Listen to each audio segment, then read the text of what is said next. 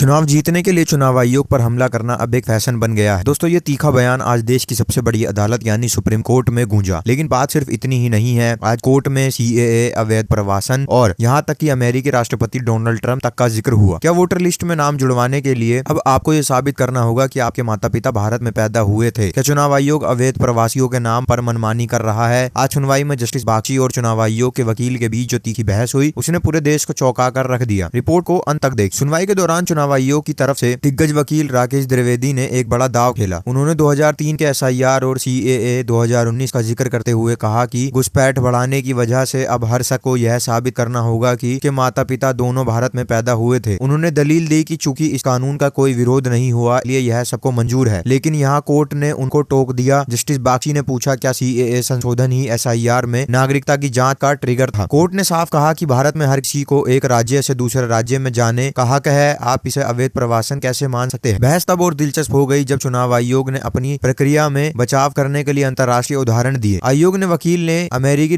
राष्ट्रपति Donald Trump का उदाहरण देते हुए कहा कि ट्रंप अचानक वेनेजुएला के राष्ट्रपति को हटा सकते थे या ग्रीनलैंड की मांग कर सकते थे। वहां उचित प्रक्रिया कहाँ है? उन्होंने कहा कि यह गलत कहना होगा कि भारत को चुनाव आयोग नियमों से भटक रहा है। आयोग की इस दलील पर कोर्ट का रुख बेहद सख्त नजर आया। जस्टिस बागची ने साफ कहा कि 2010 के सायरा बानो केस के बाद ने सुप्रीम कोर्ट ने सरकारी मनमानी पर अपनी न्यायिक समीक्षा बढ़ा दी है। आप अमेरिका का उदाहरण देकर भारत में उचित प्रक्रिया को नजरअंदाज नहीं कर सकते। कोर्ट ने पूछा कि क्या आप अवैध प्रवासियों के मुद्दे की आड़ में अपनी मनमानी को बचाव कर रहे हैं? आयोग ने अंत में एक बहुत ही भावुक लेकिन कड़ा बयान दिया। उन्होंने कहा कि आजकल राजनीतिक दलों के लिए चुनाव जीतने या हारने का ठीकरा चुनाव आयोग पर फोड़ना एक फैशन बन गया है। आयोग ने दावा किया कि एसआईआर में कुछ भी मनमाना नहीं है और बिहार जैसे राज्य से लेकर कोई शिकायत नहीं आई है। आज की सुनवाई ने साफ कर दिया है कि मामला सिर्फ वोटर लिस्ट का नहीं है, बल्कि देश की नागरिकता और संवैधानिक अधिकारों का है। क्या वाकई वोटर लिस्ट में नाम कटने के पीछे अवैध प्रवासन का डर है या फिर ये राजनीति है? अगली सुनवाई 28 जनवरी को होगी, जहां और भी बड़े फैसले और खुलासे हो सकते हैं। आपको क्या लगता है कि नागरिकता साबित करने के लिए 11 दस्तावेज मांगना सही है? अपनी राय कमेंट बॉक्स में लिखकर जरूर बताएं। वीडियो को लाइक करें, साथ ही चैनल को सब्सक्राइब करें, वीडियो को जरूर शेयर करें।